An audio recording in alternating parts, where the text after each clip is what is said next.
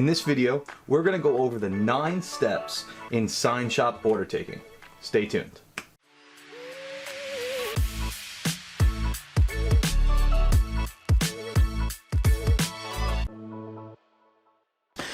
Hey everybody, Peter Karunas here with shopVOX. I got a very interesting question, and that was, what are the actual steps to taking in a customer from beginning to end? And I've identified this as the 9 steps to sign shop order taking. I've trained many sign shop owners on this process, and those that have followed it have seen some immediate streamlined success when it comes to their operation. All right, so let's begin with step number 1. And step number 1 is really the easiest step, finding out what your customer wants.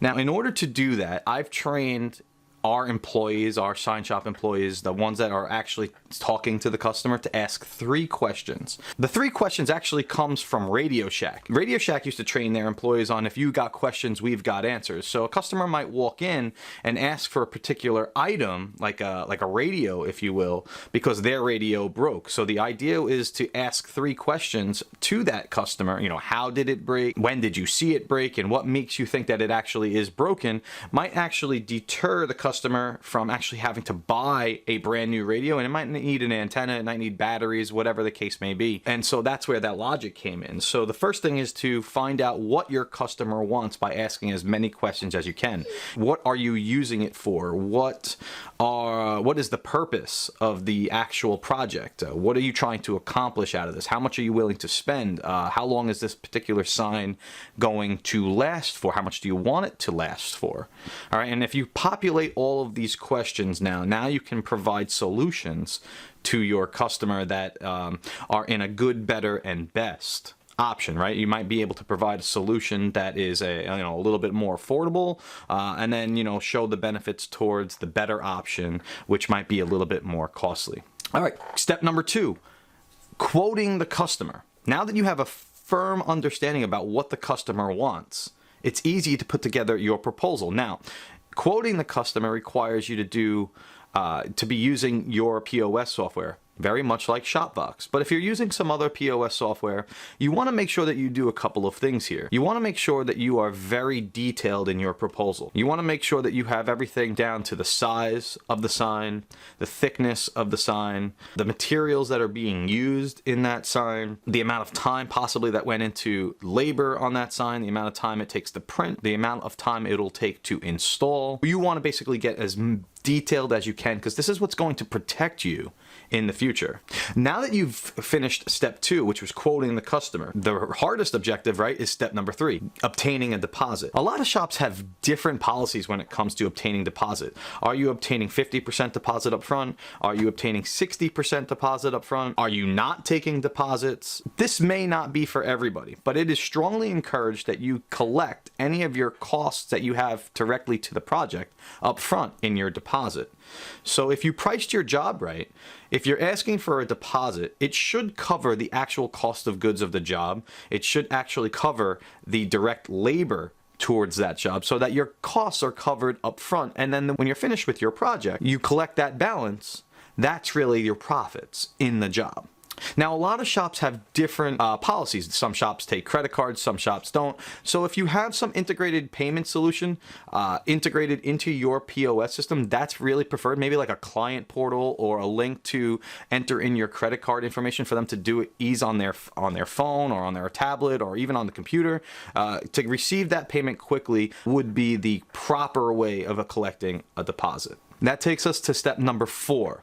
Step number 4 is, now that you've collected that deposit and you effectively have all of your signatures on your invoice, remember, don't forget to collect those as well. You need some sort of signature on the invoice authorizing you to do the work.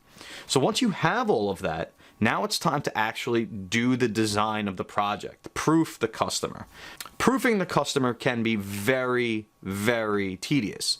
But if you did your job at the beginning of the questions with step 1, and you have a full understanding of what the customer's ideal purpose of the sign is, the design process basically was handled in the design consultation in step number 1. So if you have all of that information, designing the project and proofing the project and getting the customer to what they want is probably going to work out really well for you. Now, sure, there may be revisions that your graphic designer may have to go through, but we try and limit those to about 3 proofs, right? We don't want to have to go through a series of different revisions more than 3 times.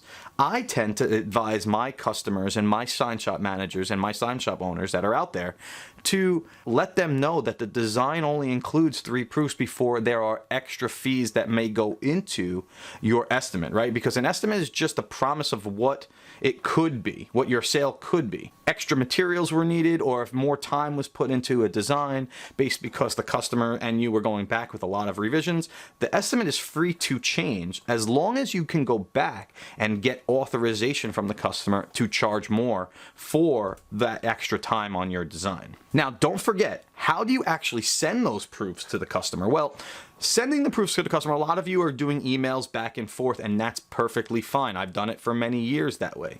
But there are a lot of POS systems that really take a lot of the checks and balances away from you, the worry away from you. When you upload your design inside your POS system, you're actually going to have the ability of communicating with your customer inside another network. So it might be a little difficult when you're emailing proofs back and forth and then have the customer transition into another system to approve their artwork. That might be a little bit difficult. But if you're actually sending the proofs back and forth through like a client portal, shopVOX has a great integrated tool when it comes to sending your proofs out to your customer. Now, when you do that, you can actually send it with customized questions. Customized questions can be formatted to your liking. For example, the customer may approve the proof as a whole, but if you want to ask them secondary questions inside your approval process, you can. Is the size correct? Are the sizes correct on this design? Are the colors correct on this design? Is the spelling and grammar and punctuation all correct on this design? And so they have to actually check yes, yes, yes, approve. So they're actually going through a secondary approval process, and that's what I love most about the approval processes inside of something like shopVOX. All right, so step number 5. So step number 5 is basically you have your approval and now you need to actually send it into production. So sending it into production is going to actually be dictated by what type of project it is. Is it something that you're going to be doing inside of your shop? Is it something that you're going to vend out to one of your core vendors? Many shops have outsourced printers. Many shops have vendors that they use because they don't have the wherewithal inside. But each particular project should have its own workflow. Right? So if it's something that you're going to vend out, your workflow is a little bit smaller because now you can say that you sent it to the vendor and you're waiting for approval. But if it's something that you have to actually do inside your shop in-house, well, maybe it's something that you need to order the material from the vendor. Maybe after that step, you have to actually get the design ready to be printed. You have to actually set up the file, the print-ready files. You got to take the mock-up work and actually get it into print ready. After that, you got to print it. Maybe there's some curing time. Maybe you want to actually laminate your prints and then you're going to mount them to your substrates, whatever the case may be, based off of the project that you're designing. You should have a dedicated workflow for that project. So when you're sending it into production, your team, your employees perhaps, are actually going to be able to see what step your project is in and how do we get that across the finish line. All right, so step 6 now. Step 6, probably the most important step for a manager or a sign shop owner, and that's quality control. Quality control can be a lot of different things. It can be done in 5 minutes. It can be done throughout the steps of your project. So you basically have 2 ways that you can do quality control. You can do quality control in steps throughout your production workflow, or you can be like many sign shop owners out there that are actually going to do quality control at the end of the project, to examine all the finish work, to examine the quality of the print, if there are any dents, scratches. God forbid, we hate those dents and scratches, but you want to look at the entire project as a whole before it goes out of your shop, ready to be delivered to the customer, ready to be installed on the job site. So make sure that you're doing quality control however you might want to do in your shop, whether it is when the sign is actually printed or when the sign is actually done and you have a finished product and you want to review it, all of it at once. The choice is yours. All right, so that takes me to step 7. We're almost there, right? But step 7 now, after quality control is done, you have to actually get it delivered, set it up for pickup, or install this sign. And this is where, before you do any of that, you have to communicate to your customers. Communicating to your customers is going to be crucial because they probably should have been hearing from you throughout your steps of this project, letting them know where they are, when they should be expecting it. This is what we call living above the line. I'll get into that in another video.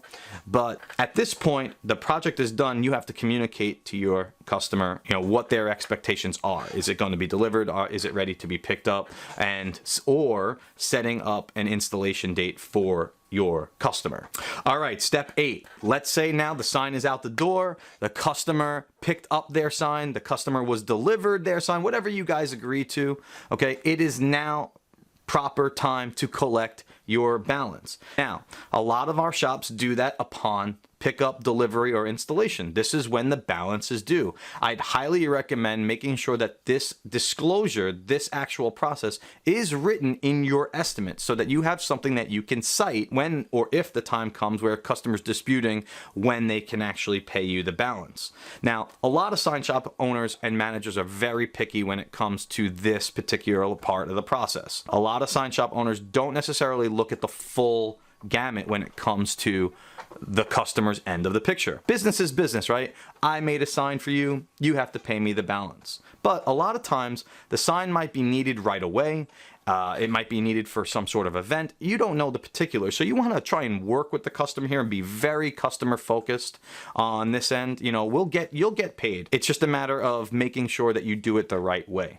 So how do you do it the right way? Well, there are a lot of theories to how to do this the right way. If you're communicating the process to the customer in the beginning, you've already set their expectations as to when the balance would be paid. If they're coming to your shop and you're just picking up a small little like Sintra sign or an A-frame, or you want to know, they are pretty much expecting that they have to pay that balance if they're coming to pick it up. If you are going to deliver the sign, well, make sure that you're delivering it when the actual person that's going to be responsible for paying you is there. Or you might want to communicate that when you're going to come and deliver it, and they may have a check or a credit card or even somebody there to give you or authorize payment for you when you go and deliver the sign. If it's something that you're going to install, maybe you need to get into the bucket truck, and maybe you need to get into your box truck, your delivery van, whatever you have, and you're going to install it on a building, inside their building or outside their building. The installation should be the key linchpin to getting you paid, because the manager or owner should be there when you're installing it, right? You need to make sure that it was installed properly, installed to their liking, and if it is, then you have the right to actually ask for payment. If it was not installed properly, if it was not installed where the customer wanted it, or if it wasn't what they expected, this is a key thing that we have to fight all the time. Did we meet the owner or managers of our clients' expectations? Living up to the customer's expectations is very difficult, but if you promise the sign and the sign matches the proof and the proof matches the estimate, you are entitled to collect that balance. Just be careful about how you actually go about asking to get paid. That's the key point here in this step. And finally, the 9th step to the order taking process is this.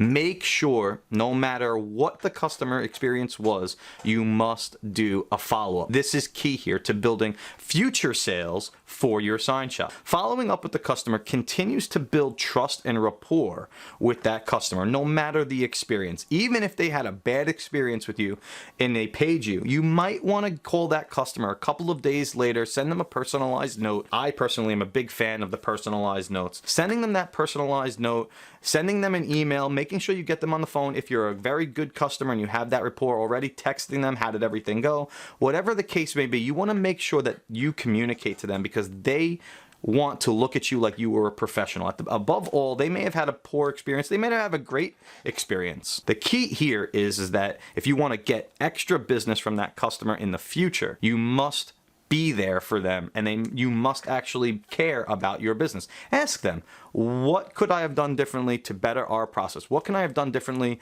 to better my business for the future? I would like to hear it from you. If there was something my employees did, if there was something that I did as the manager, as the owner, did I not meet your expectations? What could I have done differently?